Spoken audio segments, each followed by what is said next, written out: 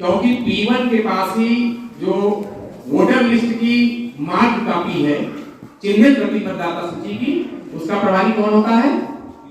P1 होता है। आप बोलते रहोगे तो हमें लगेगा आप सुन रहे हैं। कौन होता है? P1। मतदाता P1 के पास आएगा तो P1 उसका नाम इतनी तेज आवाज में इतना बोलेगा कि पीछे बैठे एजेंट सुन ले। जैसे रमेश बताया कि रमेश मतदाता क्रमांक सूची क्रमांक 120।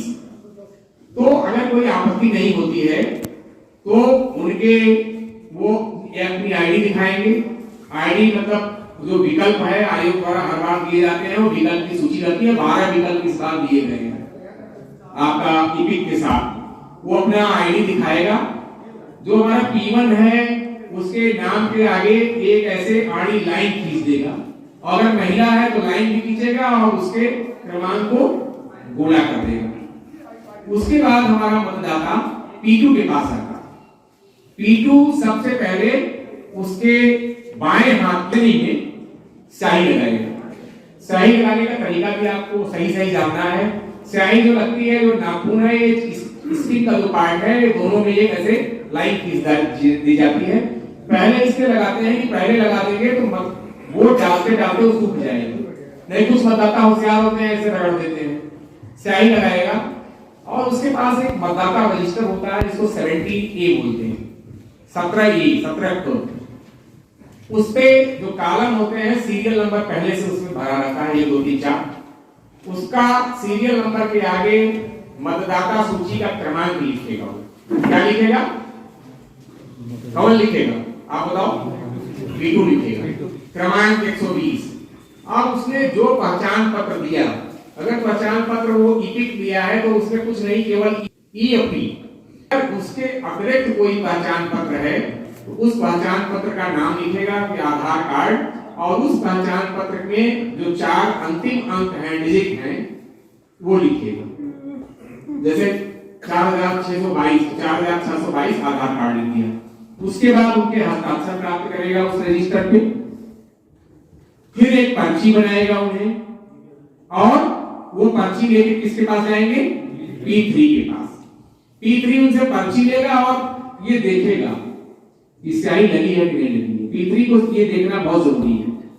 सामान्य रूप से CU का प्रभारी P3 रहता है, लेकिन पीठासीन अधिकारी अपने पास रखते हैं इसे। बैलेट का कमांड देंगे, मतदाता अंदर जाएगा और अपने पसंद के उम्मीदवार के सामने ये बटन दबाएगा। BU दिखा लीजिए, BU दिखा लीजिए।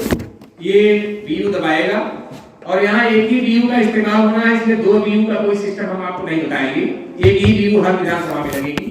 अपने पसंद के उम्मीदवार को वो बटन दबाएगा, बीप की आवाज आएगी, और आपका जब बटन दबता है तो ये वीवीपैट से 7 सेकंड के लिए एक वोटर स्लिप आती है। एक ट्रांसपेरेंट सीट है, वो आप देख सकते हैं, छू नहीं सकते उसको।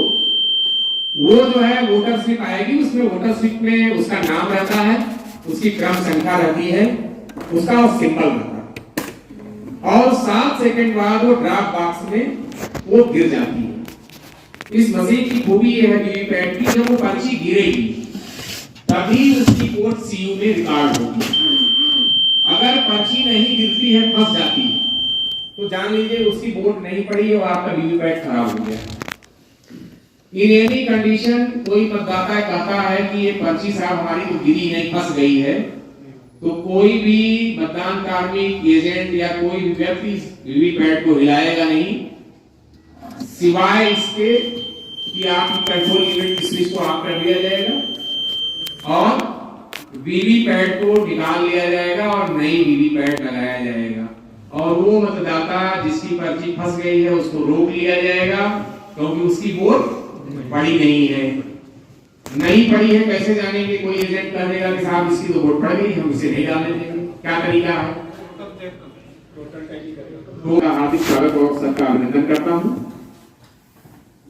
वो जो है आपका उस मतदाता को रोक लेंगे और नई वीवीपैट लगाएंगे। केवल जब आप वीवीपैट बदलेंगे तो मैंने क्या बताया है, मार्कपुर होगा? नहीं होगा। केवल वीवीपैट मतदाता के समय वीवीपैट चेंज हुआ, क्योंकि आप उसको दोबारा वोट देने दे रहे हैं। उसकी वोट तो पर्ची फंस गई है, वोट पड़ी नहीं है, और वो मतदाता अपनी वोट कास्ट करेगा। इसी तरीके से लाइन में लग के लोग वोट देंगे। अब ये तो वोट की प्रोसेस होगी। ड्यूरिंग द पोल कई तरह की परिस्थितियां आती हैं मतदाताओं को लेके, मशीन को लेके भी आती है, मतदाता को भी आती है। एक लिस्ट हम लोग प्रोवाइड कराते हैं जो आपकी मार्क कॉपी होती है मतदाता सूची की। एक तो उसमें पीबी लिखा रहता है, मतलब पोस्टल बैलेट। तो मतदाता सूची में जिस भी मतदाता के नाम के सामने पीबी लिखा है, इसका मतलब उसको डाक मतपत्र इशू हुआ है। वो मतदाता अगर बूथ पे आता है तो वो बूथ पे मतदान नहीं कर सकता।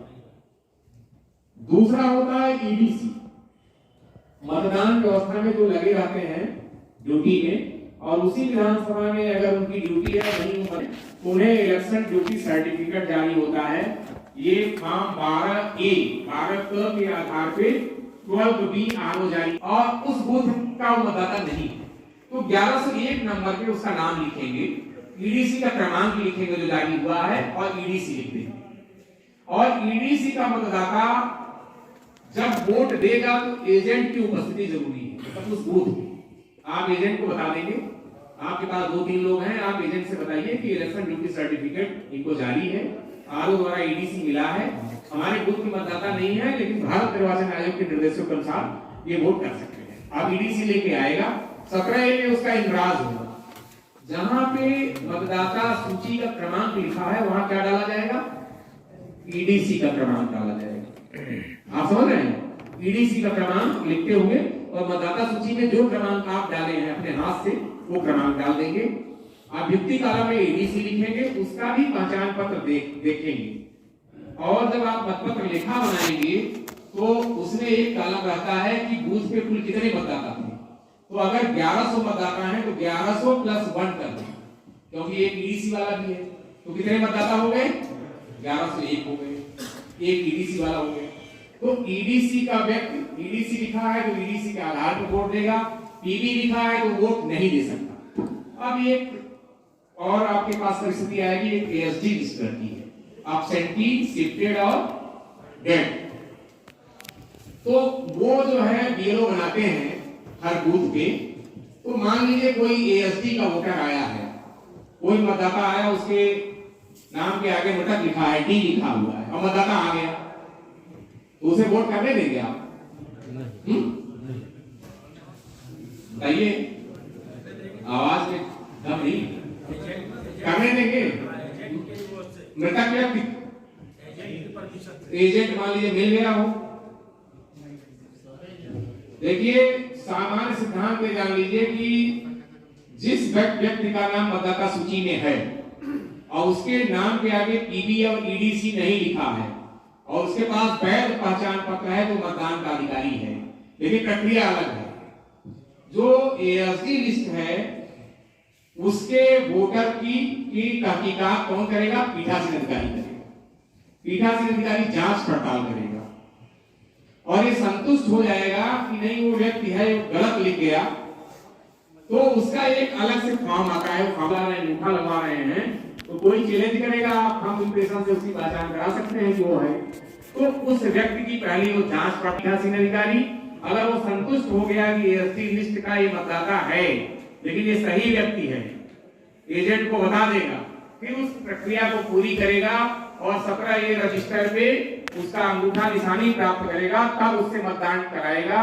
और अगर वहां पे वीडियो रिकॉर्डिंग हो रही है तो उस मतदाता की वीडियोग्राफी, फोटोग्राफी भी कराएगा दस्तखत करते हुए। ठीक है, ये सावधानी बरतनी है। शाम को जब यहाँ जमा करते हैं तो एएसडी लिस्ट से कितने लोग वोट दिए, इसका भी विवरण पीठासीन अधिकारी को देना पड़ता है। मतलब एक प्रकार का अलर्ट है कि ये एएसडी लिस्ट है, इनको मतदान करते कराते समय आपको विशेष